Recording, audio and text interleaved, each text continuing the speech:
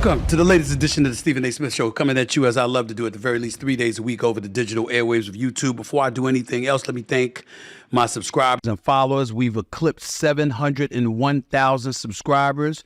We're on the rise, continuing to do what we do. Thanks for the love and support. Keep it coming, and I'm going to keep on coming. Let me not waste much time because I got a lot of stuff to get into, okay? I got Andrea Carter coming on to talk about Caitlin Clark because that story hasn't faded away. I got NBA Finals talk to get into because there's several people for the Dallas Mavericks that are no-shows, and now they went from being my favorites to win the championship to being on the verge of being swept. Don't get me started with the ineptitude we've been witnessing from them, so that's something to get into. But the first order of business, of course, by the way, let me not forget, I'm going to revisit my comments about Will Smith in light of Bad Boys, Ride or Die, opening in theaters over the past few days and doing quite well, quite better than what was initially reported. So I'll get into all of that as the show progresses today. Plus, I'm hoping to have one of my boys on. You know, he's like my boy. He's like one of my protectors. He watches out for me. You see what I'm saying? See, I am loved. Y'all don't realize that I am loved. But that's a different subject for another time. A little bit later on, we'll get into all of that. For the moment, at this particular moment in time, we got to get into the Los Angeles Lakers because breaking news this afternoon, Danny Hurley, the two-time reigning defending national champion of the UConn Huskies, will not be departing from Storrs, Connecticut, after all, to take the Los Angeles Lakers job. Reportedly, he was offered a 6-year, $70 million deal. And he told the Lakers to kick rocks, go to hell, I'm not really interested. He didn't use those words.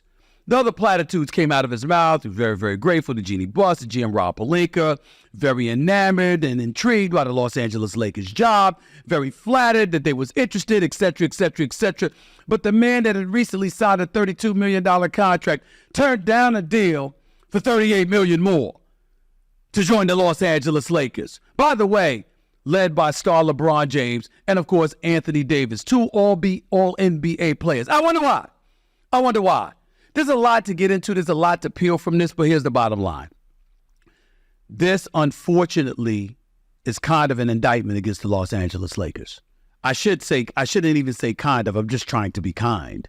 The fact of the matter is, if LeBron James is on your squad, if Anthony Davis is on your squad, and somehow, some way, you're in a situation where you decide that you're going to remain at UConn and coach the Huskies, who, again, are coming off of 2 consecutive national championship games, that's an indictment against the Los Angeles Lakers. Don't tell me about this love affair with Storrs, Connecticut. I'm not saying he doesn't have it. I'm not saying Danny Hurley and his wife and his family don't love being in Storrs, Connecticut. I'm not saying they're not East Coast people who want to stay East Coast people and they don't want to deal with the allure of Tinseltown, the warm weather, the palm trees, the sunshine. But damn it, the highest tax state in the country, okay? Don't get me started with the income tax that exists in California, okay? I know how disastrous it's been. Make no mistake about it. But you can't avoid getting into what this subject is really, really about. If the Lakers were a more attractive job, perhaps he'd be interested. I'd make a legitimate argument that if he got offered the New York Knicks job, he probably would have taken it. Now, you're not going to do that because Tom Thibodeau just did a hell of a job for the Knicks this past year. But the New York Knicks have 11 first-round picks over the next 7 years. Plus, they were in the Eastern Conference semifinals, a Game 7, 48 minutes away from advancing to the conference finals. They've got a future. What do the Lakers have? We don't really know at this particular moment in time. LeBron James is still all-world, but he's approaching 40. Anthony Davis is all-world, but he's brittle. Who else do you have? Don't get me started with D'Angelo Russell. That brother walks around in cruise control for everything. Austin Reeves is talented, but still got a ways to go. Vanderbilt ain't been healthy. Rui Hachimura is good, but not great. You just fired Darvin Ham and his entire staff. You're the Los Angeles Lakers, led by Jeannie Buss and Rob Pelinka. What do you have to offer? You've got the Lakers allure, the franchise, 17 championships, about to be eclipsed by the Boston Celtics if things continue to trend in that direction because they're about to capture their 18th championship unless the Dallas Mavericks do something about it. But you're the Los Angeles Lakers, that purple and gold, that Laker Nation is supposed to be attractive. Tinseltown is supposed to be attractive. That warm weather in Southern California is supposed to be attractive. Not anymore. Not anymore. One could also make the argument that the Oklahoma City Thunder is a far more attractive job than the Los Angeles Lakers, despite its locale.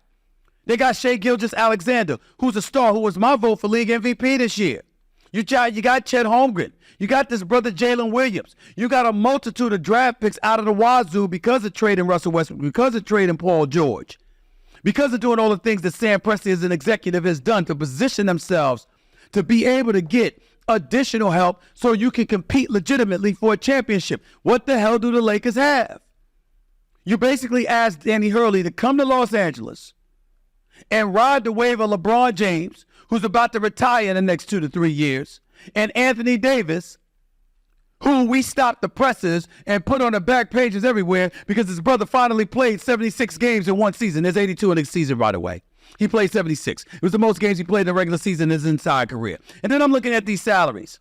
You got LeBron James at $47 million. He's got a player option. He's looking to get a 3-year deal. But with that 3-year deal, the belief is if my son is available at that 55th pick, you grab Bronny James. So you got that allure hovering over you. You got Anthony Davis. He's at $40 million this past season. What is he at next season? 43.2, then 57.6, then 62.2. And then a damn player option in 2027, 2028 at $66.8 million. And you don't even know how many games he's going to give you, even though the brother's all world. So we got that going on. We got D'Angelo Russell. He's got a player option for 18.6 this year. He opts out. You can do some things. But how much can you do? What if he opts in? Who knows? He may not do so because he knows you're just going to ship his ass out of L.A. You got Rui Hachimura. He signed for the next 2 years. You got Austin Reeves. He signed for the next 2 years, and they got a player option for a 3rd year in 2026. Gabe Vincent, there was an APB out for him all year long. We didn't see him until the playoffs. Vanderbilt was hurt for the playoffs, and he's locked in for the next 4 years. If you're the Los Angeles Lakers, what maneuverability do you have? As we look at the power in the Western Conference, Luka and Dallas ain't going anywhere. Sacramento's on the come up. The Clippers are still in town. Denver and Jokic and Jamal Murray going to come back. You know they're going to have something to say about it. Did you forget Ant-Man in Minnesota? Did you forget what a superstar he has emerged into? So I'm looking at all of that. And I'm saying there's a multitude of jobs that was better than the Los Angeles Lakers and what they were offering. I was hopeful that Danny Hurley would take the job. I actually believed he would take the Lakers job. Let me tell you why. NIL, name, image, likeness issue in college sports. The fact that the transfer portal was also relevant issues. And here's the biggest thing. I don't know if anybody has noticed this or not, but nobody gives a damn about college basketball anymore until March Madness. Ain't nobody thinking about this until it's time to fill out their brackets. Nobody gives a damn about college basketball anymore. This ain't the days of the Big East when Dwayne Pearl Washington and Mark Jackson and Walter Berry and those boys were at St. John's. And you had Ed Pinckney and McLean and those boys at Villanova. And you had Patrick Ewing and Michael Graham and Michael Jackson and Reggie Williams and those boys at Georgetown led by John Thompson with Hoyer Paranoia. You had Syracuse. Even when Pearl was gone, you had Derek Coleman. You had Sherman Douglas. You had Billy Owens and cats like that. Hell, later on in the year, you had Sham God Wells, who's now an assistant on Dallas, starting at Providence. Big East was no joke. Had Luke on the second with a sweater, remember? The Big East was the shit. That has changed. Then you had the ACC. You had Kenny the Jet at Carolina. After Jordan, with Jordan, you had James Worthy. You had him. You had Sam Perkins and those boys. You had Duke. And then later on, you had Duke with Leighton and Hurley and those boys. You had Kenny Anderson and Lethal Weapon 3 at Georgia Tech. Kenny Anderson, Brian Oliver, Dennis Scott, 3D. Remember that? That's what you had. College basketball was it. Who cares now? Until March Madness. It's all about the brackets.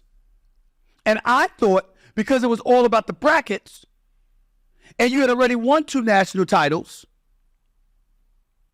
that him, Danny Hurley, being the high-end competitor that he is, would have been about competing at the highest level with and against the greatest players in the world. And that would be compelling enough for him to take the job. But the fact that it wasn't says a lot about what people think about the Lakers these days. I'm not knocking them. I love me some Jeannie Buss. And I respect Rob Pelinka. But there's a lot of people that got questions about them. And they don't consider the Lakers an attractive job, which is an indictment. So where do you go now if you're the Los Angeles Lakers? If you're Danny Hurley, you go back to UConn. You try to three-peat. Plain and simple. And he might pull it off. You are the Lakers. Where do you go from here? I don't want to hear a damn thing about James Borrego, the former head coach in Charlotte and assistant coach. Just stop it. Just stop it. LeBron James doing a podcast with J.J. Redick for a reason. He ain't fooling nobody. I'm not saying he's sitting up there picking up the phone, calling Jeannie Buss and telling them what to do. That's not what I'm saying. What I'm saying is when Darvin Ham, who took you to the conference finals, when Darvin Ham, who lost in the first round this year, back-to-back years losing to the Denver Nuggets, but they were the reigning defending NBA champions when he lost to them this time around. They won the championship when he lost to them in the conference finals last year. The brother didn't do a bad job. But you doing a podcast with J.J. Redick in the middle of the damn season, knowing he was on a hot seat. And then it's the title of it, Mind the Game. So you're talking logistics. You're talking schemes. You're talking about things schematically. That was intentional. He knew exactly what the hell he was doing. And he didn't care. And Darvin Ham is out of a job. And now Danny Hurley has turned down the job, even though LeBron James saying he's so damn good and he would have loved to have him as a head coach. But now that you don't have that, the likelihood is that the Lakers are going to come back to J.J. Redick.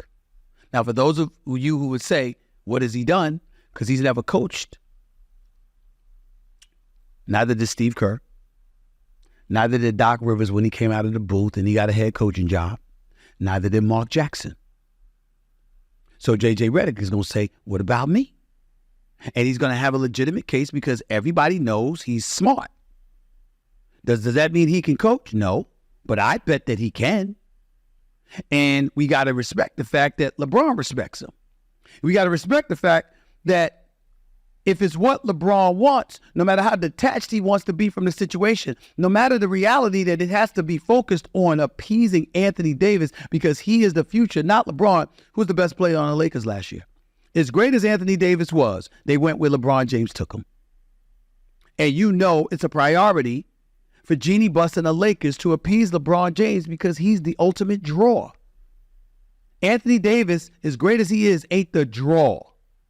LeBron James is. You ain't doing a podcast about Mind the Game, talking schematically and beyond about the game of basketball with J.J. Redick, just for recreational purposes. There's a method to LeBron's madness. Having Danny Hurley there would have been great. And LeBron knows that. But if you got to go the NBA route, why wouldn't you go J.J. Redick? Wouldn't surprise me at all if that's the route that the Los Angeles Lakers take in the event that, Danny Hurley passed. And he's passed. Could they go a different route? Sure. We don't know what the hell they're going to do. But J.J. Redick is still in the mix. And this is a devastating blow, as far as I'm concerned, to the Los Angeles Lakers because it validates that they're not the franchise they once were, that they're not nearly as attractive as they once were, which means the Lakers have their work cut out for them. Congratulations with Danny Hurley. When you're that successful, you deserved and have earned the right to do what you want. I wish Jeannie Buss and Rob Pelinka and the rest of the Lakers brass nothing but luck, nothing but the best. They're going to need the best of luck because there's no way around it. This is not a good look. Now, I just want to take a moment to make sure everyone knows my favorite time of the year is happening right now, y'all. The NBA Finals. It's in full swing. And how do I make them even more exciting than they already are?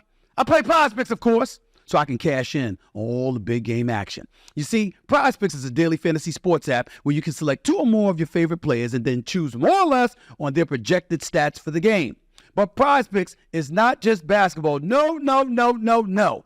It has choices for every sports fanatic. You can pick players from the WNBA, the NHL, tennis, or even golf, all in the same entry, okay? I make my picks and submit early, all in less than just 60 seconds, all right?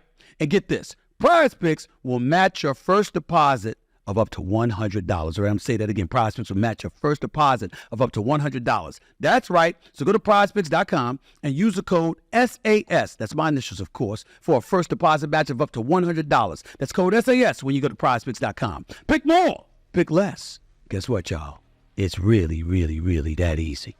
Coming up, Will Smith makes a big return to the box office. I'll get into what Bad Boys Ride or Die could mean for Smith going forward. Plus revisiting my feelings and thoughts that I expressed before the weekend began. I'll get into all of that. Plus, I got to get into Team USA and how they left Caitlin Clark off the Olympic roster. I got a whole lot to say about that, so don't miss it. Stay right there. That's coming up next right here on the Stephen A. Smith Show. Be right back. It takes a lot to run your own business. And with prices rising on everything from accounting to billing and payroll, it now costs much more than it used to. And that's why, to reduce expenses and added headaches, smart businesses are graduating to NetSuite by Oracle. You see, NetSuite is the #1 cloud financial system, bringing accounting, financial management, inventory, even HR into one platform and one source of truth. With NetSuite, you reduce IT costs and cut the cost of maintaining multiple systems because you've got one unified business management suite. You improve efficiency by bringing all your major business processes into one platform, slashing manual tasks and errors. Do the math. The less your business spends on operations in multiple systems, the more margins you have and money you keep. Over 37,000 companies have already made the move. So go now and see how you'll profit with NetSuite. And by popular demand, NetSuite has extended its one-of-a-kind flexible financing program for a few more weeks. So head to netsuite.com/SAS. That's netsuite.com/SAS. I'm gonna say it one more time. netsuite.com/SAS. Welcome back to the Stephen A. Smith Show right here over the digital airways of YouTube. You know, before I get into my next guest, to continue a conversation we had this morning on ESPN's First Take, I just wanted to express my thoughts about the news that Caitlin Clark was being left off of Team USA, the Olympic team, as a rookie. I was on the record this morning saying this was an idiotic decision by Team USA. I just want the world to know I haven't changed my mind one damn bit. I think it was idiocy, personally. I want to make sure that everybody understands what I'm saying. From a basketball standpoint, I'm not talking about that at all. Every single player that's on Team USA deserved to be there ahead of Caitlin Clark. Without question. Without question. Every single person that's on that roster. We all know A'ja Wilson is the one in the league. She's the standard, okay? We know that. We understand that everybody that's on this team has deserved it. Their play has warranted it. They've played better than Caitlin Clark thus far. I get all of that. I'm not thinking about basketball.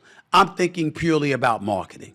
I'm thinking about the fact that the WNBA swears they want to elevate its brand, that women's basketball obviously deserves a higher profile. They've been lamenting the fact that they haven't gotten the shine that they so richly deserved and has worked diligently for decades. The WNBA is entering its 28th season, for crying out loud. They've never gotten the hype that they've received over the last month or so since Caitlin Clark has arrived on the scene. Record ratings, record revenue, everything that you could think, record attendance, everything. They've never had it before. Knowing that, and knowing what a global platform the Olympics provides and what that could ultimately do for the WNBA if you had her participating, I think they missed the boat on passing that up. That's where I stand with it. That's what I believe is fair to say.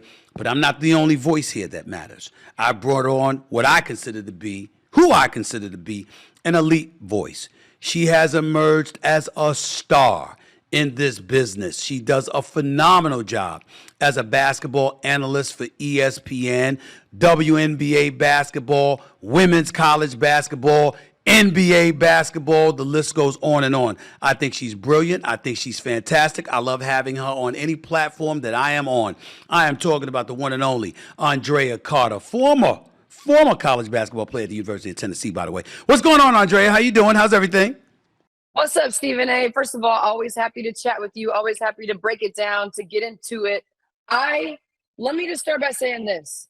I am a fan of Caitlin Clark. I have a cereal box with her face on it by my door. I got into an argument with you about her GOAT status. And this has nothing to do with how I feel about Caitlin. From the basketball perspective, you already said it. I said it all morning. There's not a basketball reason for Caitlin to be on this team. She did not participate in any camps. She could not participate in any qualifying tournaments. These players on this roster have been working for this opportunity since 2022. Let's just go ahead and make that very, very clear. Multiple players on this roster, they've played with each other. They have played together. And I've also heard people talking about the first notion that USA is going to win anyway. Why not just give Caitlin Clark a spot? Spots 11, 12, spot 10 on that roster, those spots matter in terms of chemistry, in terms of continuity, in terms of familiarity. The Olympics is a tall task. And for people to just think, well, USA is going to win anyway, why not sacrifice a little of the integrity of the roster for a marketing perspective, blows my mind. One, you see the roster the men's team just put together? They're not playing around. And I know the NBA might not need marketing. They can't afford to, Andrea. They can't afford to. Stephen A, but I think the W can afford to in the long run, because hear me out. The men aren't playing around because they've realized the rest of the world has caught up. The reason why it takes the rest of the world to catch up is you take some L's. The women's side on Team USA can't afford that. They can't afford lack of continuity. They can't afford lack of chemistry, because whether people believe it or not, women's teams around the country are also catching up. What's a worse marketing tool to lose gold? And there are people saying, oh, there's no chance. But why not make that as sure a possibility as you possibly can? Okay. Winning gold is the ultimate marketing tool. I get what you're saying, Stephen A. I get what you're saying. But matter of fact, I'm going to let you go. I just think marketing, while it's great, Caitlin is already marketing the W, and a little bit of rest for Caitlin and having her come back from the Olympic break and having her be in the All-Star game and having her finish the season strong. That's marketing in itself. People are going to tune in. It's the Olympics. It's the Olympics. People have more grievances. People have more grievances against this country, and they still find a way to tune into the Olympics. Let me interject. Let me interject here, Andrea. Okay, so let's go down this roster, okay? Asia Wilson, Brianna Stewart, Sabrina Ionescu, Kelsey Plum, Jewel Lloyd, Brittany Griner, Diana Taurasi, Chelsea Gray, Alyssa Thomas, Nafisa Collier, Jackie Young, and Kalia Copper, all right? Let me ask you this question. One of those players come off because of Caitlin Clark. You telling me Team USA gonna lose? Who? Stephen A. Just one. Any one of them. Do you want to know? You tell me Team USA gonna lose? No. Stephen A., I hear you, but listen, just hear me out for a second on this. Because who are you taking off the roster? Because let's just think from the perspective. I have no clue. You're not gonna take a post off. You're gonna take the 2021 WNBA Finals MVP off that list. That's Kalia Copper, and two of her teammates are on that team. You're gonna take Jackie Young, Kelsey. You're gonna take Jackie Young or Kelsey Plum off that list. They're the most dynamic duo, one of the most dynamic duos in basketball, and they're Asia Wilson's teammates. Those three plus Chelsea Gray, which we don't know Chelsea's Gray status, and I get that, but we can't make assumptions on Chelsea Gray until we see Chelsea Gray, period. Because Chelsea Gray is the greatest point guard that the W has seen. So if she's saying she's But she hasn't played all year due to injury. She hasn't played all year due to injury, right? We don't know what her individual workouts look like. We don't know what she's been doing. That's fair. We have no idea. We can't say that. She's attended camp. So we can't speak to that. Now, if Chelsea Gray comes out and she can't move and she can't walk and whatever, then maybe people can have some grievances and that's fine, but we're speaking too soon. We're speaking on things that we don't know. I don't know what Chelsea Gray has been doing on the court. Nobody does. So there's that. I also want you to think about this, Stephen A. While Caitlin has been an incredible marketing tool for the W, what we have seen this season already is that anything that looks like a slight against Caitlin has been taken as a slight against Caitlin. So think about this. Just picture it for me for a second. Just think. And this is these are Caitlin's own words. No disappointment. It gives me something to work for. It's a dream. One day I can be there. Caitlyn handled this quote perfectly, just like Caitlyn has handled a multitude of quotes perfectly. Caitlyn, in my opinion, has said a ton of the right things. And at times, Stephen A., it still hasn't mattered what Caitlyn has said. Caitlyn herself came out and said this was a physical league and this is what she expected. And what were we? But hear me out, Stephen A. Imagine this. A picture is taken at the Olympics in Paris. The team is standing together. Caitlyn got caught talking to somebody and she's on the outside of the little team group. That picture is going to be taken. And what's the headline going to be? What's the headline going to be at the Olympics if that picture is taken? Caitlyn Clark left out of the team meeting. Caitlyn Clark standing on the side. Caitlyn Clark not embraced by Team USA. I'm just saying, when Caitlyn has no familiarity with these players, no familiarity with the coach, no chemistry with anybody, why put her in that situation when you know people are going to be looking for the negative? Andrea, you are such a fantastic basketball analyst. I can't believe how lost you are on this subject. Nobody, listen to me now. No, listen to me. Nobody is saying from a basketball perspective that Caitlyn Clark belongs on this team against ahead of any of these players. We all know she does not.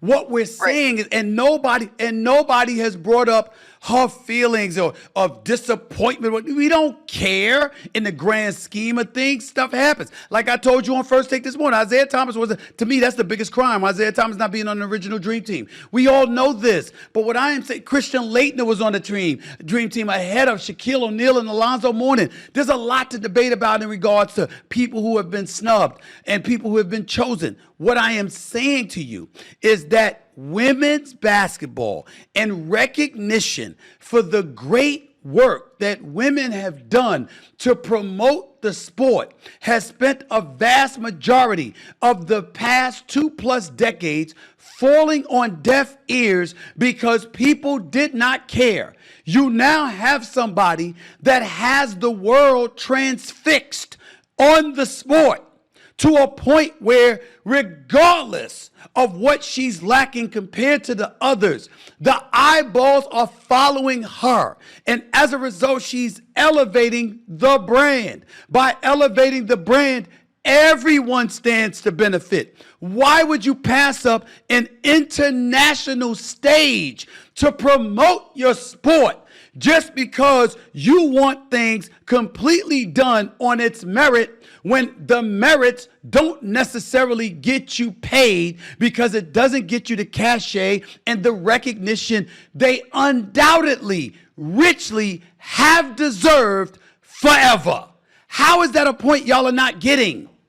I hear you on the marketing perspective, Stephen A. I promise you. But when Caitlyn first joined the W and she was taking hits left and right, she gets hit by Ezi Magbagor in the head. Ezi Magbagor plays for Seattle. What do people start to say? Wow, Caitlyn's being targeted in the league. Meanwhile, me, Shanae, anyone who knows the league says, no, that's just Ezi Magbagor. Like that's what she's used to. Now this negative narrative is painted on the league for targeting Caitlyn Clark. So now I want you to keep that in mind, right? Keep that in mind. Yes, a ton of eyes are on the league, but every little thing that happens to Caitlyn is dissected. And it's not Caitlyn's fault. We have dissected every hit, Kennedy Carter's hit aside, because I already told you aside that I thought Kennedy Carter's hit was out of line. I thought her comments on the back end were comments that a hater would make. So Kennedy Carter aside, everything else that has happened to Caitlyn, we have dissected it to a T. And even when Caitlyn has come out to say it's not a big deal, people have still claimed it's a big deal. So you want to put Caitlyn, which now we have seen, yes, she can grow the market. Wonderful. We love that. But now you want to put her in a situation where she doesn't know anybody. She doesn't know the coach. She hasn't had any time to gel with this team. She might not get very much playing time. It's more physical overseas. And I'm asking you, why do you care? I'm asking you, why do you care if that's going to lead to uplifting the profile of the sport, which will get everybody what they richly deserved for years? Why do you care about that? That's my point. When there's potential for it to be dissected to a T, everything that happens, a potential something that is unintended be taken in a negative light. And what is that, Stephen A? It's a distraction to the ultimate goal for Team USA. For Team USA, Distractions. the goal is Distractions. gold. I think Team USA will still get the gold, and ultimately distractions are what end up funneling money into your coffers, which pays the bills. What's the problem? That's Stephen, publicity.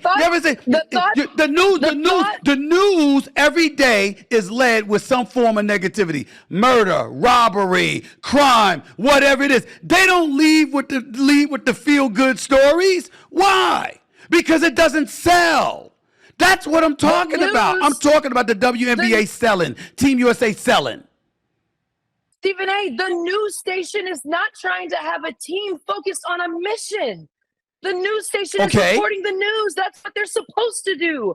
But when you think Caitlin Clark would compromise the mission? You think Caitlin Clark would compromise the mission? You think her being a 12th spot on this team, she would compromise the mission? The media, anybody trying to pick this apart, anybody trying to paint it in a negative light, just like they did when she joined the W. I'm just saying it's a distraction, and what Team USA seems to be focused on is the mission. That's why they put together the best basketball roster. That's why they've eliminated any possibility of anything being speculated, because, Stephen A., it goes back to the chemistry. When Caitlin knows her teammates, when she's played overseas with some of them on an international stage for the Pan American Games or a qualifying tournament, and she knows them and she could speak to them and they could speak to her, and she's ready for this stage. In 4 years, if the opportunity is there, the growth will be astronomical. You're saying I'm thinking small, but I think you're thinking small, which is of course how arguments go, right? Like there are two sides to this, but to me the bigger picture I'm arguing marketing. is ahead. I'm arguing marketing, and you're talking about the integrity of including her on the Olympic team as a rookie. I'm talking marketing. That's the difference between the arguments that we're making. Let me ask you this question. You're ignoring the potential negative aspect of the market. You're completely ignoring it. You're right about that. You're right about that. But the reason I'm ignoring it, the reason I'll admit it. I'll admit it. The reason I'm ignoring it, because I know what the committee wants. I know what the WNBA wants. I know what women throughout this world want when it comes to women's basketball. And I believe that supersedes the valid concerns that you're bringing up. That's really what it comes down to. But let me ask you this. Are you going to be okay if Caitlin Clark is left off the team, but ratings are compromised, the cachet that you could have capitalized off of, you missed out on, and the WNBA, led by the great Asia Wilson, Team USA, led by her, the great Diana Taurasi and Chelsea Gray and others, are you going to be okay if the ratings and the revenue, it's reported that it doesn't equate or doesn't reach anywhere close to where it would have been if Caitlin Clark had been on the squad? Are you going to be okay with that, Andrea Carter? How do we know what they would have been with Caitlin on the squad? I'm asking you. I'm just asking. I'm asking a hypothetical. I don't know. I'm asking you a hypothetical question. Are you going to be okay with that? That's what I want an answer to. I'm okay with growth in the long term if it sacrifices the immediate, if it's better in the long term. I am okay with that. I am, because what I'm not okay with is something negative happening or being painted in a negative way. Again, this is not Caitlin's fault, but every single thing, a missed high five, a missed chest bump, standing on the outside of a huddle, every single thing is dissected. And if it's painted in a negative light and it's distracting and she's not ready to even play on that stage, why would we do that right now?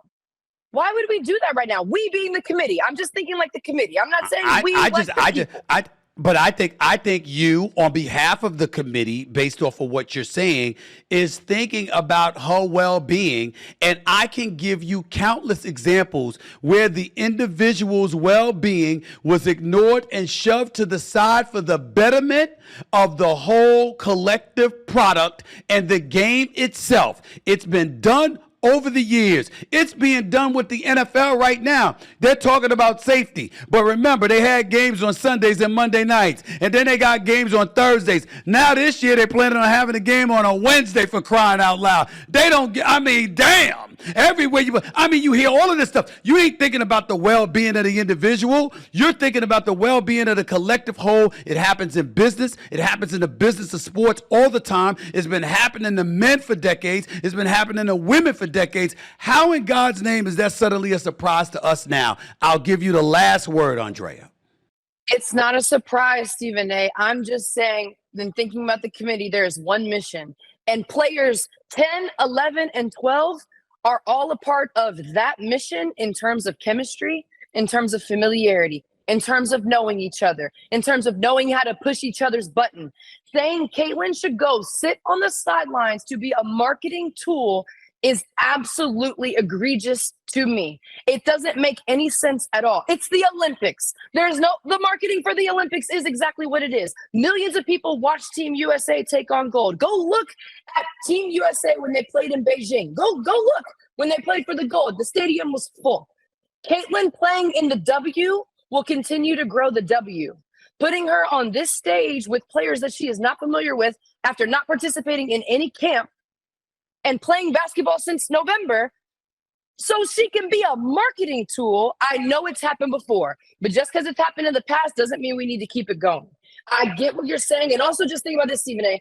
If I held up my pet snake right here, if I held him up, like he's been chilling with me the whole time. He's been fine. He's chilling. He's comfortable. He's nothing wrong's going. Nothing bad is going on here as I show him on the screen. It would be right. Is that a snake? Yes. So did you just bring a snake on the screen? Yes. Right. What is wrong with you? Think about this. What is wrong with you? I know, but hear me out. Hear me out. No matter what I say about this, you're not going to hear me. You're not going to listen to me. It's a distraction. He's going to be the focus. No matter what I say, he is going to be the focus. No matter how many good points I make, no matter what is going on, you have already made up your mind about this situation. That is what the media at times has shown to do with Caitlin. Okay. They have their mind made up and nothing else matters. And that's simply not the case. That's simply not the case here. We can go back and forth about this all day, but I respect the hell out of your opinion, but you have distracted me. And before I let you get on out of here, I just got to ask you another thing. Now, I ain't asking your business. I ain't trying to get too personal, Andrea. But you know what? You're a very beautiful woman. You're a very accomplished woman. You know what I'm saying? And all of this other stuff. And I'm quite sure you have a significant other in your life. They know about that damn snake. They know I'm that single. you have snakes in your house. They know that. I'm single. This is the longest life partner I have had. I've had him for 11 years. He'll live for about 20 to 30. He's super sweet. The longest life partner you've ever had was a snake? Is that what you're telling me? Yeah. This is my boy right here. This is my boy. You don't see anything wrong with that? You don't see anything wrong with that whatsoever, Andrea? Nothing. I don't see anything wrong, but Stephen A., I just want to let you know the way distractions work is they take away the point of the mission. And I just gave you a distraction that took away the point of this mission. And the committee is trying to avoid that at all costs while they chase gold. Marketing is not the mission. The committee is the mission. And that's it. That's it. That's all we got to say. That's all he has to say. Andrea, that's all I have to say. Case closed. I hope. Okay, fine. Because I'm preoccupied right now. Because I just saw you kiss that damn snake. I just saw you kiss that damn snake. So I'm very, very distracted. I just saw you kiss that damn snake. Right. You said you're single, right? Is that your plan to stay that way, to stay single? Because the snake is the longest partner you've had in your life for 11 years, and you're satisfied with a snake who, by the way, the other day while you were on the air with me, you had the audacity to call sweet. I've never heard a snake called sweet in my life. He is sweet. There's no such thing as a sweet snake. Look how cuddly he is. He's sweet. He's sweet. He is. What's his name? Look at his what's his name? What is his name? What is his name? His name is Nothing. Capital N, like hey nothing, like that. Nothing. Yeah, sweet boy. The snake's name is Nothing. Yep, it's from a book. It's too much to get into, but his name is. I want any potential part. I want anybody who's looking at Andrea and you're mesmerized by her intellect, her vernacular, her beauty, and the whole bit to understand that she has something in her life called nothing, and it's not a human being. It's a snake. Okay, You do and understand I'm very I happy want- to be talking to you over video. I don't want to be around you, Andrea. I don't want to Even be if around you. I just want you to admit that, wow, Caitlin Clark will be an incredible marketing tool. She'll be a marketing tool for years to come. And it's a distraction from the mission to focus on marketing the same way nothing just distracted you. That's my only point. I will agree. That's my only point. I will agree with you. I will agree with you on that. I just think the distraction that she is worth it for women across the world as it pertains to basketball. That's where I stand. I got to get on out of here, Andrea, but that's where I stand. I appreciate your time. Thank you so much, girl. I really appreciate it. It's been real. Go for gold, USA. Let's get it. Anyway, let me move on to the NBA Finals, all right? Because the Celtics are taking the 2-0 series lead into Dallas after beating the Mavericks 105-98 in Game 2 last night.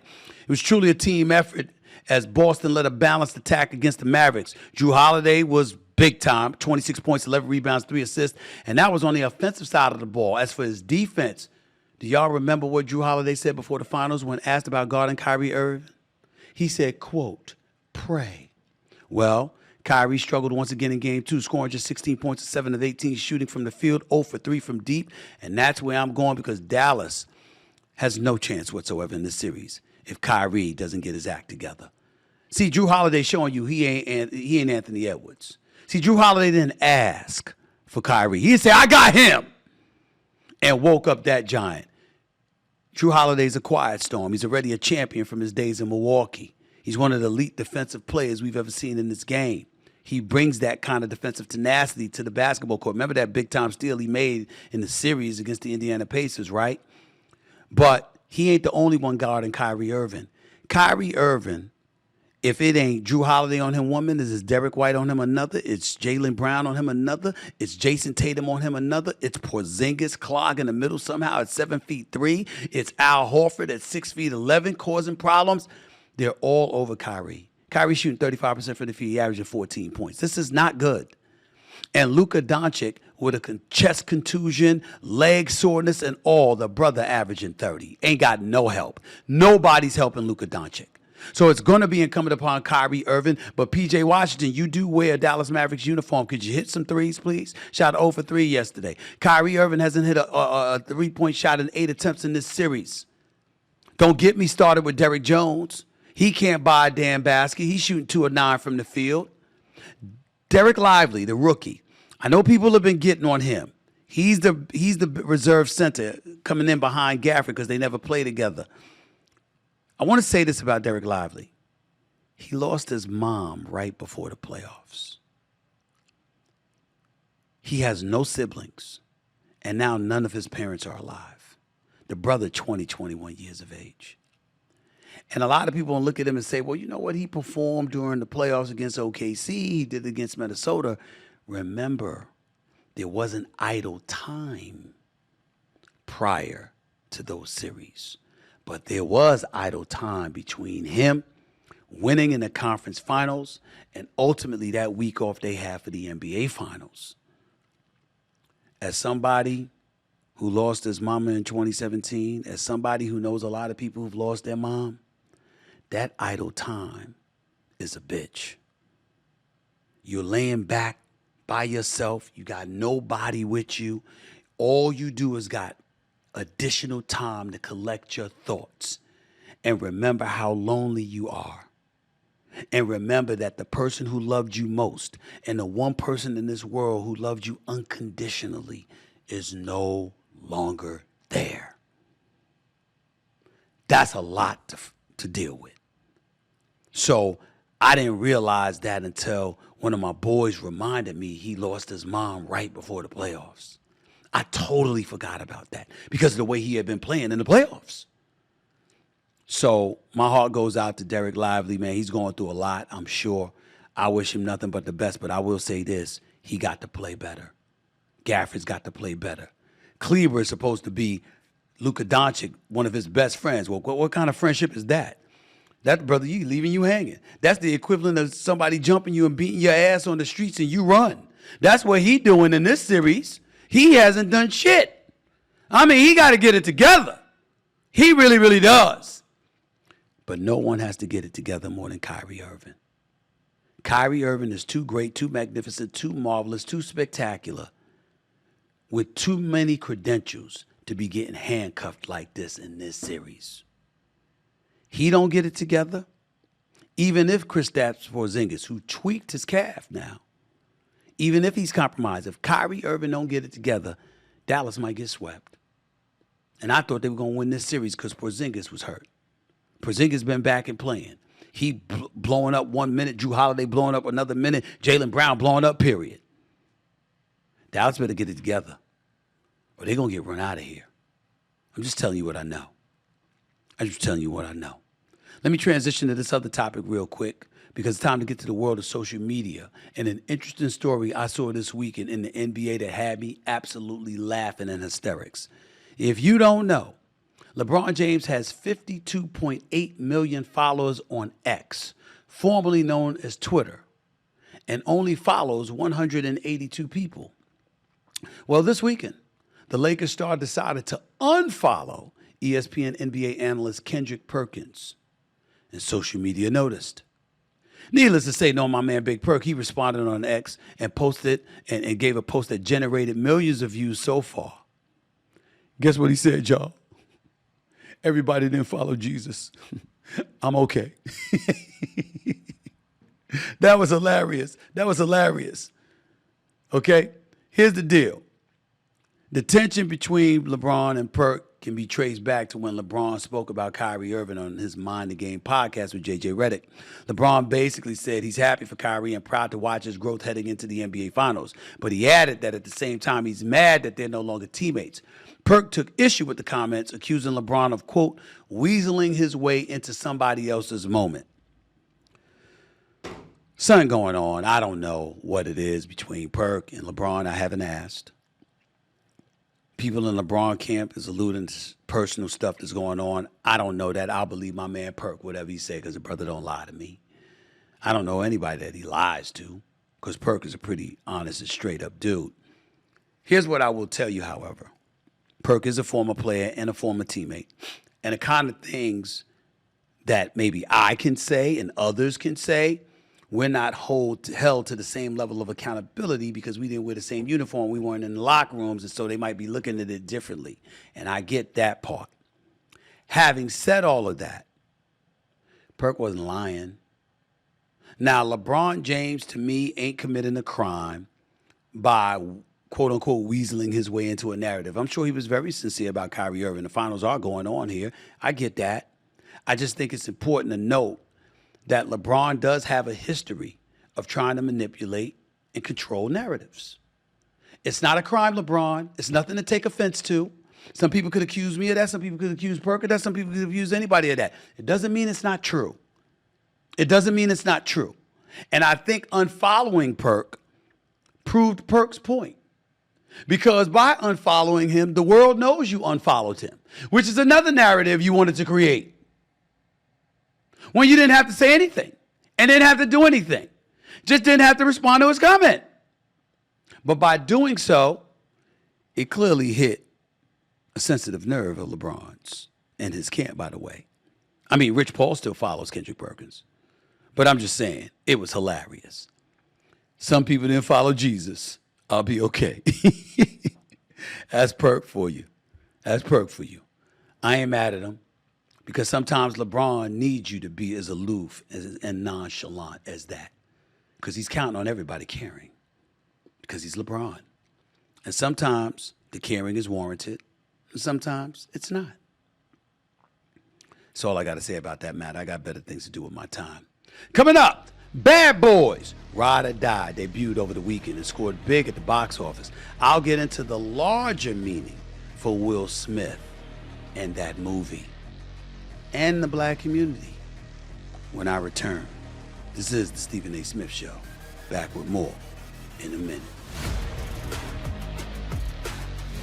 What's up, everybody? Welcome back to this edition of the Stephen A. Smith Show, coming at you like I love to do at the very least 3 days a week over the digital airwaves of YouTube. I got to get back to the Will Smith topic that I tackled because it created some noise, as most things that I usually do. It's just the way it goes for me. I'm not here to apologize for anything. But I am here to clarify because I want to make sure that everybody understands where I was coming from. When I spoke Friday about Will Smith and the new Bad Boy movies, the Bad Boys Ride or Die movie coming out with him and Martin Lawrence that had been out for a couple of days. First things first, our initial reporting was stating that it was coming up short compared to what it had done numbers-wise in the past at the box office for Bad Boys 1, 2, and 3. Well, it turns out that this was a very productive weekend for Bad Boys Ride or Die, and Martin Lawrence and Will Smith deserve a boatload of credit for that because they got people returning to the movie theaters. So that was a huge, huge plus, and we can't ignore that, and let's give props where props is due. But I want to get more specific into what my take is before I have my boy on. Even though we're both in a similar venue, we're right near one another. I was having some technical difficulties, so he's going to be in a separate room because we down here in Florida, but he's right here in the same vicinity as me. I just got him in a separate room, and I'll let you see who he is in a second. Let me say this to y'all. I don't know if I'll ever get over what Will Smith did to Chris Rock. But that doesn't mean I have to. And it doesn't mean that it's a license for me to negatively impact Will Smith. Will Smith slapping Chris Rock was a devastating thing. I'm not talking just for Chris Rock, who's a friend of mine. I'm talking for the black community because obviously Will Packer was the first black producer to be doing the Oscars in its history. And that was a devastating blow to him. Will Smith came out with Emancipation a year later for Apple and all of that stuff. Will Smith was sensational in that movie. So was Antoine Fuqua, the esteemed director and producer extraordinaire. One could easily argue that both of them would have won an Oscar for that, and that Will slap cost Will Smith and Antoine Fuqua an Oscar. That's what I was thinking about. I was thinking about black folks everywhere aspiring to be in this business, aspiring to succeed, and something like that happens and it was a blemish on all of us. Because I know how much white America reveres Will Smith. And the thinking along the lines in my mind was, hell, if he did that, what would the rest of us do? There are certain things that happen in the lives of an individual where those incidences are used as a license to castigate the rest of us. And that's what I was thinking about when I said what I said Friday about being torn as to wanting to go see the movie but not wanting to see Will Smith. I wasn't encouraging anybody else not to do it. I was just saying that I was having trouble dealing with it. And then I got a call from my man Charlie Mack. Charlie Mack is Will Smith's former security, good friend of Will Smith, closely connected to Will Smith for decades. I've known Charlie Mack for nearly 30 years. I got a lot of love for him. And he was on fire, calling me because he disagreed with my opinion and was going back and forth with me about it. And then he caught me because he says, Stephen A., what about Grace? What about Grace? This is how he feeds his family. This is how he earns his living. He don't have a right to earn a living ever again. He can't make a mistake, Stephen A., when he never made a mistake before. That's a damn good point.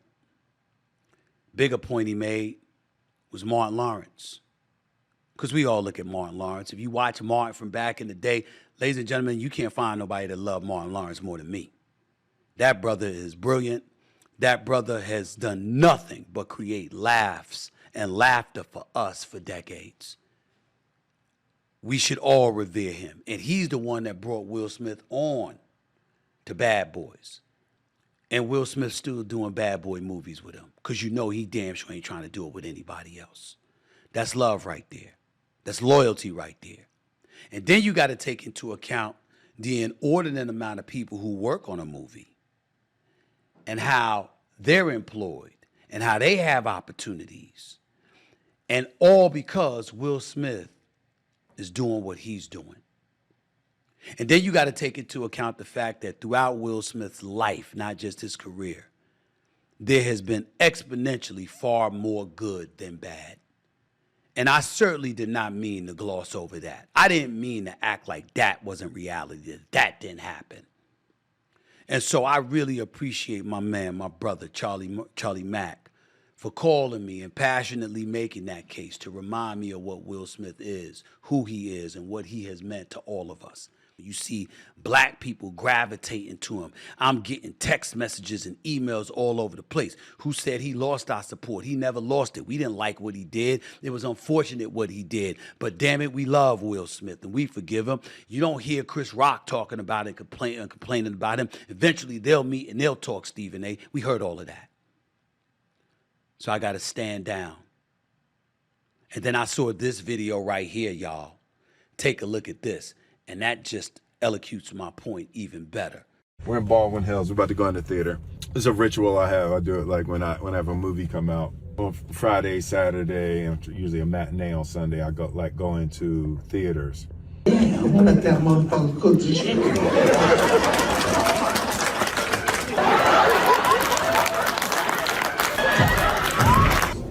Hey, I'm glad y'all enjoyed that. That was a good movie.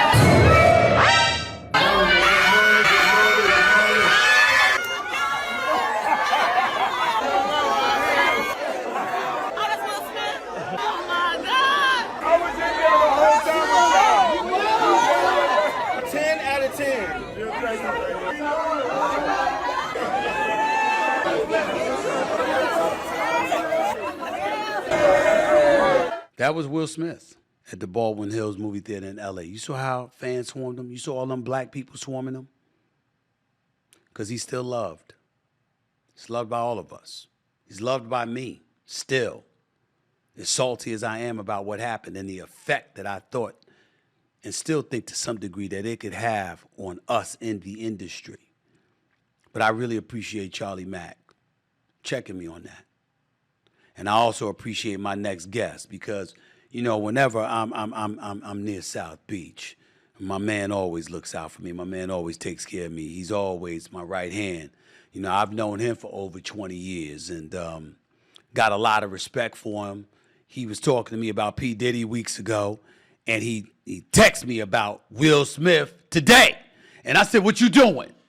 Come on the show. And we were supposed to be sitting right next to each other, but we got to be in separate rooms because one of my mics wasn't working and stuff. But it don't matter. My man Shabazz is in the house, and I like y'all to hear his opinions from time to time because the brother's quite smart, and I know how fearless he is and how thoughtful he is. Plus, I got love for him. He's my brother, and that's how I want to talk to my brothers when I'm doing my own damn show. That's just how I roll. What's up, Shabazz? How you doing, man? S.A., what's poppin', homie? So talk to me and let the world know, you know, how you felt about Will Smith and how you felt about what comments you heard me say about Will Smith this past Friday. Share your thoughts, bro. I mean, first of all, thanks for having me. I appreciate you, always giving me love, grace, latitude, respecting what I do, for society and our community. And, just always showing me love. So I appreciate you having me on today. So quickly, after I just texted you this morning. So I appreciate that. Thank you again. As it relates to Will, I'm from West Philly, Will from West Philly. So it starts there. I've been familiar with Will since I was 18. And like you said, he's been a phenomenal example, for our culture, our community, and the industry alike. Back to the smack, me personally, me, I'm a straight shooter. It didn't bother me because, seeing things that I saw and how Will felt about other incidences that led up to that. I personally wouldn't have did it in front of millions, but I probably would have did it backstage. You know what I mean? The time and place for everything is what my mother taught me. That's how I felt about that. But as it relates to you, my social media platform, Shabazz the OG, moves around a lot of people looking for my opinion on social events like this one. So needless to say, I don't know how many people sent me this because they know you're my man and they like, come on, dog, your man tripping. So before I was going to say anything, I text you and your response was that you were going to revisit it. So then I said, okay, cool. I'm not going to say anything. I was going to let you revisit it and I wasn't even going to talk about it. but then we came here. My thing was, along with what you already expressed, the disdain and pushback that I was receiving, and which I agreed with, which I understood and related to, was most people were upset with you, not so much about what you were saying in terms of Will owes the Black community an apology in addition to apologizing to Chris Rock, but most people felt the way that you were so hard on him and seemingly so lenient and compassionate when your friend Dana White was in the same seat.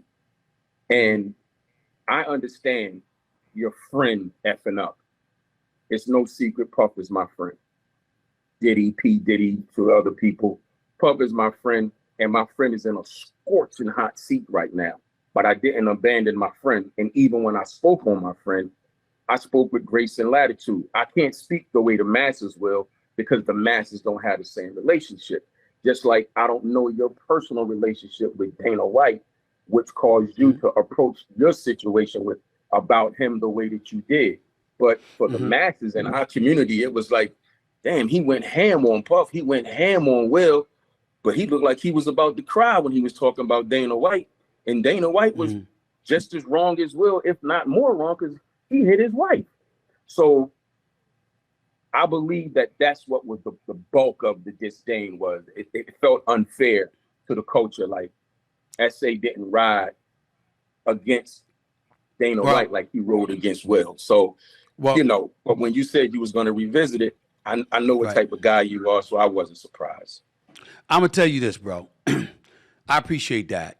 First of all, I'm going to say this about Dana White, what I've said about many, many people before. Relationship between husband and wife and all that other stuff's a whole bunch of stuff that goes into that. I look at Dana White, I was the only one that did address it.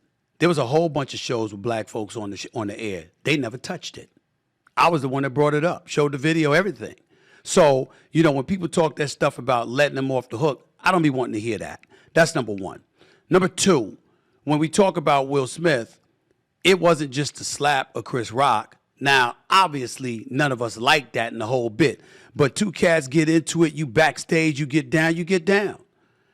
The fact that he walked up on a stage and slapped that man the way that he did on a public stage, an international public stage, essentially, was what I was talking about, because I was talking about the collateral damage that it would do to our community. Now, to me, a lot of times when cats are bringing stuff like that up, I often say to myself, Shabazz, okay, so what do you want? If this black man had gotten slapped by somebody else and we said nothing, what would folks have said then? If Chris Rock had retaliated and then a fight broke out in front of an international audience, what would we have said then? We would have lamented the big picture. And a lot of times when you and I talk as brothers, as friends, we talk about that big picture. Right. We talk about that picture, Shabazz, where it's like, we ain't even talking about the individual, certainly at the immediate moment, because Chris Rock is my friend. I'm cool as shit with him, the whole bit. That stung me. But what I'm saying is, over the course of time, I was basically bringing up, do we not see the collateral damage that this could potentially have had? You had other folks within the industry talk about they would have sued. You had other folks talking stuff about, you know what, we'll never get an opportunity to host the Oscars again. You know, stuff like that. I'm thinking about that collateral damage. And it wasn't until Charlie Mack called me that I said, you know what? Bump all that. At the end of the day, Will has done far more good than bad. Will's soul is in the right place for the most part. And when Charlie talked to me about grace, I said, damn, that's true. Because I wasn't even thinking about the fact that, you know what, this could interfere with their premiere, because I'm thinking, yo, I'm going to go see the movie.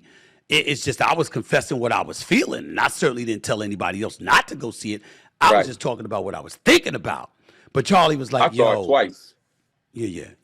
And I'm going to see it. I'm going to see it this week. I saw it twice. But that's where I was going. So where are you on that front when you think about the overall impact. I know Will has done more good than bad, and I think that should be the focus. Where are you at?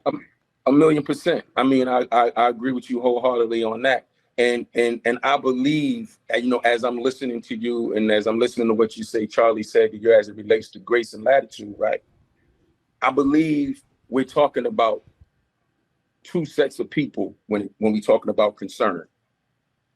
You're on one side of the coin, and myself, maybe people like Charlie and other people on another side of the coin. You're talking about a corporate perspective, and then you're talking about a street perspective. Okay. From a corporate perspective, I understand you 1,000,000%. A corporate perspective is Will Packer is a black producer. This is his first time being able to produce the Oscars. Any black has ever produced. No black has ever produced Oscars before. Yeah, never been done. So this is a monumental moment. So from the side of the coin and the perch from which you sit and stand, you're saying this puts a black eye on a monumental moment. This overshadowed something that should have been spectacularly celebrated at the end of the night. Instead of talking about that, we're talking about this. Yes. So on that front, I agree with you wholeheartedly. But I also understand the other side of the demographic that says, man, we don't care nothing about that. That was 2 years ago. We riding with Will because he's done more good than bad. We riding with Will because Will has been a iconic superhero for black culture and movies, and everybody look forward to the 4th of July to catch a new Will Smith drop. So that part of the spectrum, they don't care about that, as you just noted and saw and expressed and showed. People came out in droves. Like I said, I went to the movie premiere here in Miami, and then I went to see the movie again a couple of nights ago. So I've seen it. The movie is phenomenal. They kept step from Bad Boys 1 till now, and as you see, people still supporting him. He up to 104 million globally, 56 million in the United States, and they did a great job. So I understand where you're coming from in terms of the overall picture, because we don't pigeonhole. We look at everything across the board, and I just think we're talking about this group having a concern and this group just not being concerned. You and I have been friends for over 20 years, so I'm going to go a place that I wouldn't go with most people, all right? We're going to shove Will aside from this perspective. Will has done more good than bad. He deserves our support. He deserves a second chance. Whenever him and Chris Rock need to handle their business, they need to handle their business. I just wanted to see him doing an interview where he's acknowledging, damn, this is some shit that I should not have done because the black community was affected. I wasn't even thinking about just Chris Rock. But that's neither here nor there at this particular moment in time. He's a superstar. He deserves it. He's done more good than bad, and I'm good with it. I'm going to go see the movie. I don't want to discourage anybody to go see the movie. Him and Martin Lawrence are phenomenal. I'm a huge Martin Lawrence fan. And that is what it is. Here's where I'm going to get a little deep. First of all, let's understand something here. When we talk about us as a community and what you talked about corporate and you talked about the streets. Now, you and I are going back pretty much close to 25 years now. Yo, Shabazz, how many times have me and you gotten into debates because I would say to you, yo, all of us from the streets. But at the end of the day, when you talking about getting paid, where the hell are money coming from? And so for cats to act like they get to distance themselves and disassociate themselves from corporate America, well, how you getting paid? And so I'm talking about the vast majority.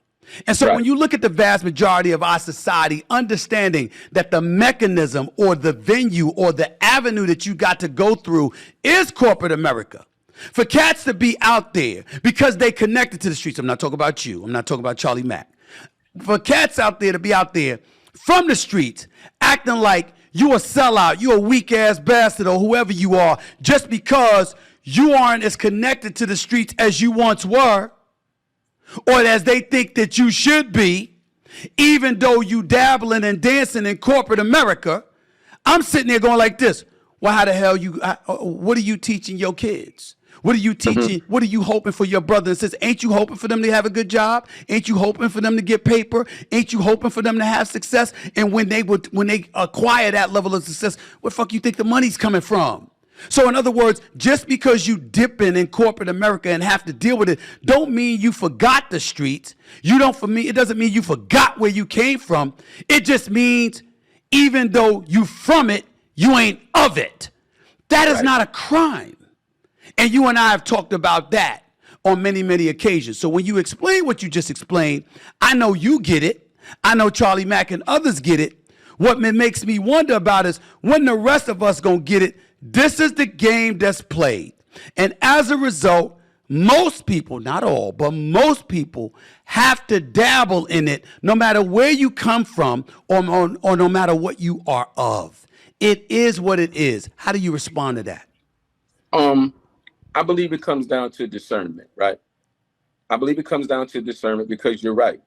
You know, the corporate structure is where the checks come from, unless you're blessed or fortunate enough to, as we say, get it out the mud, grind it out, and become an independent success, right? But ultimately and overall, there's still some type of structure that you're going to have to, adhere to and listen to.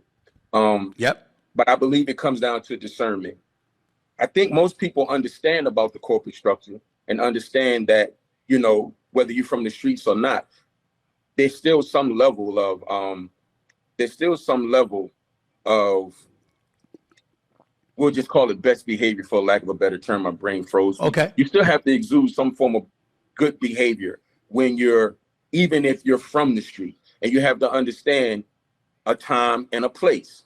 So the discernment that I'm talking about is, even if you have to be in the corporate world, I think a lot of people have an issue with people that come from the street, that transition in the world of corporate. Not that they forget, but they look back and they look down versus look back and reflecting that I come from that. I understand why they look at it that way because I'm from that. Let me, if I'm going to speak on it, let me speak about it in a way that they understand that I'm not with you, but I dig you. Because I can't act the way I may have acted 20 years ago. Even me, being who I am right now, I still move like Shabazz moved. Yes, but now I have this thing where on my platform, I say, it takes 3 to 30 seconds to change your life from 3 to 30 years. So I teach this on a daily basis to youngins, people in prison, my platform. It takes 3 to 30 seconds to change your life from 3 to 30 years. So even though I'm still connected to the streets and the corporate world, I still implore everyone, think before you act. Because things that are done are much harder undone. So I respect the people who still carry their street perspective, but it's imperative that they understand how to move in a corporate structure. It's important. That's why I said I wouldn't have done that in front of millions, but he might have had to see me backstage. But I also understand because you're saying that he had been doing, you're saying that Rock had been doing this for years when it came to Jada. That's what you're saying, and Will had a conversation with him. Right. From what I understood, this wasn't cool. This was something that brewed. This something that stemmed from a prior request of, hey, take it easy on my wife. So, but last point, I want to get to this last point because I want to stay on point in regards veering away from Will Smith and getting into that general thing because this is the last point I wanted to make. Okay. You got cats in the streets. And they're like, yeah, you from the streets. Don't forget, don't forget, don't forget. But the other thing they tell you is that they want you to reach back. Me and you have talked about this for many, many years. That's why you my man. That's why I'm yours. We talk all the time about stuff like this. And I said, Joe Shabazz, you dabbling in corporate America. Yo, for example, let's take First Take on ESPN. You see how many black contributors on the show? You see, say that again? You know that I said black contributors that are on the show. Okay. You know there's black producers behind the scenes. You know there's a black boss that oversees the show that's all of our bosses. So my point is that when you working through the terrain, maneuvering through corporate America, You got cats that want you to still act like you in the damn streets, but in the same breath, they want you to make a difference. How the hell are you supposed to make a difference if you rolling like they want you to roll? I'm just sharing with the audience things that I've said to you in the past, which is why you've always had my back. Because it was like, yo, I know what S.A. doing. I know what he's doing behind the scenes. But every truth ain't meant for everybody to be told in the time that they want to hear it. They popping shit, but they don't know. And all they doing is talking about being real for the streets, but you can also be real dumb. You can also be real immature. You can also be real ineffective because you won't let the streets go in moments you need to let the streets go to accomplish what you said you want us to accomplish for cats that come from the streets. Remember how many times we've had that discussion over the years? Let me say something so there's no confliction. When I say the streets for me, let me be unequivocally clear. I'm not in the streets anymore. You know, that's right. I'm not involved in street activity. That life is behind me. When I'm speaking about the streets, I'm talking about our Black culture, our hip hop culture, the people that I'm still connected to, the people that still relate to me, that I still relate to. I've never abandoned that union. However, I play in corporate structure. You know, I have businesses that I have business that are in the middle of being comprised as we speak. So I understand both worlds. And that's what a lot of people don't know how to do. They don't know how to relate to both worlds. And I think people over in this world that I'm speaking about look at the corporate world and they want to see something that they don't see. Like, and I'll just use you as an example. People be wanting to see Stephen A. that says, I'm from Queens. They want to see Stephen A. from Queens sometimes. But sometimes they just may see too much of corporate Stephen A. and they feel like you may be disconnected. So it's a very thin line between being from the streets, relating to the streets, reaching back. And I'm not even talking about reaching back financially. Sometimes the streets just want to be relating to. They just want people to understand them. So when you say, I'm from Queens, but they never see, like, I don't call you Stephen A. I call you S.A. That's right. Sometimes they want to see S.A. They don't want to see, if you from Queens, I show us you from Queens. Act like you from Queens sometimes. Yeah, but wait a minute. But you use the word sometimes. Not at the wrong time. Don't act like you from Queens when you can go to jail. I feel you. When they can put you in jail. Oh yeah, but tell her like it is though. The fact of the matter is, you got to take first take. You take this podcast. I do this podcast 3 times a week. I do first take 5 days a week. I'm on the air 2 hours a day. We debate 15 different topics, 75 different topics a week, over 3,000 takes a year. Okay, the vast majority of the time, I'm always that dude. Now, obviously, you got to dabble in corporate America. You got to communicate with that lingo. You got to make sure you're being heard, not just listened to. And the fact of the matter is, I've graduated to a point where I know how to communicate to whomever I need to communicate to, when I need to communicate them, about what message I need them to receive. And so sometimes they sit up there and they say, so how many times, and this is the last point, how many times have you talked to me and you was like, yo, man, they saying this about you. And I was like this, well, I've done about 75 takes. They complaining about 3. What the hell you want me to do? And you'd be like, that's a good damn point, S.A. It's a good damn point. I said, you gotta like every take? That's not gonna happen.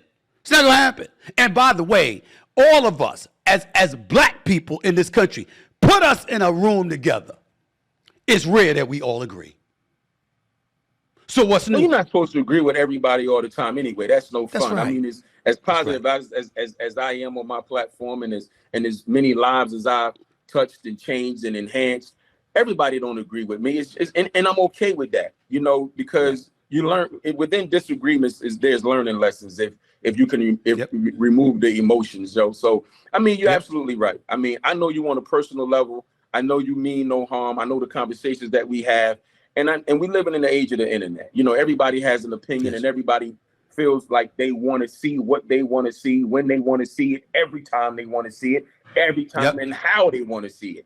And it's just not gonna happen. You know, I just like to share with you what comes to me behind the scenes, because Which you always have. I've been known as the VOTP, the voice of the people. And so sometimes I have to bring it to the forefront and let you know what's being said, in the back sectors. You dig? And half the time, I'm like, yo, man, I appreciate you. And half the time, I'm like, I don't give a shit, Shabazz. This is where I stand. No, Hell you really. with them. Hey, listen. They can do what they want. Let me say this to your credit. So people just don't get it twisted. Him and I don't always agree. I'm gonna say what I'm gonna say, and he'll listen. And sometimes he'll pause and he'll say, "Shabazz, you're my man, and I love you. But I just don't give a damn. I just don't give a damn." And when he say that, hey, so all right, what we eating at tonight? There ain't nothing else to say after that. I got you, man. I got to get on out of here, man. Love you, appreciate you, bro. I know you right across the way and whatever. We getting up for dinner later, bro. I'll holler at you. All right, say that. My boy Shabazz, that's my man right there. That's my man. He right. I do say that. Maybe I need to be better about that. Maybe I need to be better about saying I don't give a shit. I don't give a damn. Maybe I just need to be kinder in my delivery and my presentation about not giving a damn. Maybe that's the way to go. Last topic before I get to y'all tweets, y'all. Last topic, okay? Did y'all see the video of James Harden over the weekend that went viral? The Clippers guard attended a wedding, and his girlfriend, y'all, she caught the bride's bouquet. Take a look at this, y'all. Please take a look at this. Damn, the cameras were rolling, man. I mean, you got to hide that just a little bit better. Ladies and gentlemen, ladies especially, I want you to take a look at that. That is not a man that wants to get married. Now, whether it's him not wanting to get married or him not wanting to get married to her is only an answer he can provide. But it's safe to say that brother right there with that look, with them Beetlejuice eyes of his, that brother don't want to look like. That brother look like he don't want to get married. I mean, his eyes popped open so wide, he looked like a relative of Anthony Davis. Them Beetlejuice eyes. That's how he looked. I'm serious, y'all. I'm serious. Ain't no insult, bro. Both good-looking brothers. I'm just saying. Damn, James. Man, this was so funny. It was funny as hell because I felt bad for him. That was not a brother that wanted that girl to catch that bouquet. It's just safe to say that if you want to keep him, you might not want to talk about marriage to him because that look right there, that's all I needed to see to know that brother ain't trying to get married. Whether it's to you or not, like I said, that remains to be seen. But damn, I felt bad. It was like James got caught. He was like, what the hell y'all doing to me? What the hell y'all doing to me? Anyway, let's get to the tweets before we get on out here for the day. At C_Riley5 plus 3H. Stephen A., better chance of happening next year. Knicks win the finals or Jets win the Super Bowl? I say the Jets win the Super Bowl. They got Aaron Rodgers. They got Breece Hall. They got Sauce Gardner. You understand what I'm saying? Them brothers are loaded. And Aaron Rodgers coming back. Aaron Rodgers healthy. Improved your offensive line. Got a big-time wide receiver. Yo, bro, I ain't sleeping on the Jets. Clearly the Jets. Knicks got a chance, but they got to go out there and get somebody else. We'll see whether it's Paul George, Kevin Durant, or somebody else, but they need help. New York Knicks ain't winning the championship. Not with Boston looking the way they're looking right now. That's for sure. Anyway, next tweet. At Little Kenny P _23. The man, the myth, the legend, Stephen A. My wife decided to enter a cooking contest after I lied to her and said her peach cobbler was amazing. Parentheses, didn't want to hurt her feelings. She came in 7th place out of 8 people and is now upset at me because she didn't win. Like sleeping on the couch mad. Was I wrong for lying to her? Please advise. Yo, bro, you are wrong for lying to her. But only because you put her on public display and ended up embarrassing her. When you do that, you say that privately because you want her to feel good. Because the better she feels, the better she'll make you feel. But you ruined all that shit the second you exposed her publicly. Because publicly, they confirmed that you were lying. So not only now did you lie to her, you embarrassed her. Get used to the couch for a little while, bro. Just a little while. She has needs. She'll eventually come to you for those needs to be satisfied. But not before you pay a price that you deserve. You know what I'm saying? Beat it. There's different definitions to that, my brother. Think about it. Let's move on. At RGCH_, right? How do you sleep? ? How does it change with the seasons? Well, I wind down a couple of hours before I go to bed. I try not to eat too late because you don't want something churning in your belly.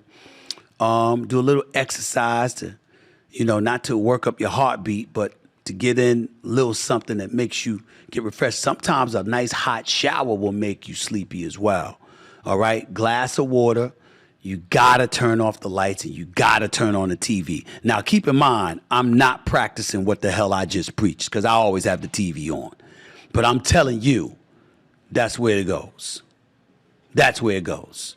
And I just need you to know that, okay?